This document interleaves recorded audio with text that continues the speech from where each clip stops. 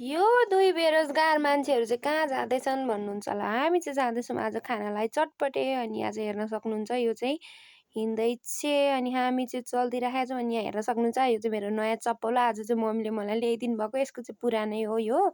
अनि हामीसँग चाहिँ छ जम्मा 20 रुपियाँ त्यसले चाहिँ अब हामी जाँदैछौँ चटपटे खानलाई अनि यसको नयाँ चस्मा पनि हेर्न सक्नुहुन्छ। अनि म चाहिँ यहाँ पछाडि पछाडि भिडियो बनाउँदै घामले देख्दा चाहिँ म एकदम गोरी आउँछु क्या साथीहरू। त्यहाँ हेर्न सक्नुहुन्छ म कति गोरो देखिएको छु भनेर चाहिँ। अनि यो चाहिँ हो हाम्रो पोखरी, माछा पोखरी। यसमा चाहिँ हामीले कति धेरै माछा पालेको छ। तपाईँहरू खाने हुन्छ भने आउन सक्नुहुनेछ।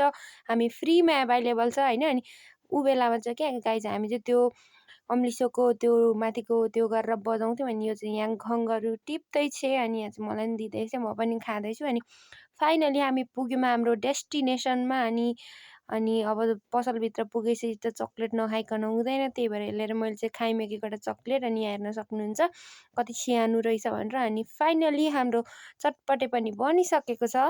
अब चाहिँ हामीहरूले खानुपर्ने हुन्छ चटपटे। अनि यो चाहिँ धमाधम खान थालिसकेको चाहिँ अनि म पनि यहाँ अब खानेछु। अनि यो चाहिँ हामी झुस मिठाई भन्छौँ। अनि हामीले झुस मिठाई खाँदै खाँदै खाँदै फर्क्यौँ घरतिर।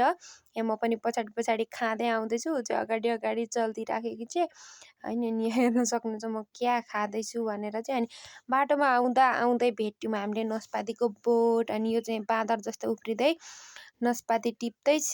अनि म पनि एक हाते भए पनि टिप्दैछु नास्पाती। अनि यो चाहिँ नास्पाती टिपेर नाच्दैछ यहाँ गाइज होइन। अनि त्यस पछाडि हामीले एक एक गरी टिप्यौँ नास्पाती। तर नास्पाती चाहिँ सब किराले खाइसकेको रहेछ। मेरो भागमा चाहिँ चराले खाएको मात्रै परेको थियो। अनि यसको भागमा चाहिँ राम्रो परेको थियो। अनि हामी एक एक गर्दै खायौँ नास्पाती खाँदै खाँदै खाँदै घरतिर फर्क्यौँ। अनि बाटोमा हामीले भेट्यौँ एउटा मन्दिर।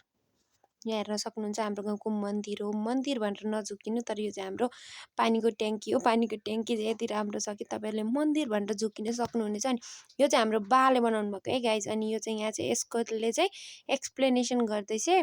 अनि यसले चाहिँ हाम्रो ट्याङ्कीमा एकदम शुद्ध पानी पाउँछ भन्दै के भन्दैछ। अनि त्यस पछाडि हामी लाग्यौँ घर। अनि मेरो भागमा चाहिँ अन्तिममा चाहिँ काँचो नास्पाती परेछ गाइज। यति नमिठो थियो कि मेरो अनुहार हेरेर थाहा पाउन सक्नुहुन्छ कति नमिठो थियो भनेर। अनि फाइनली हामी पुग्यौँ घर।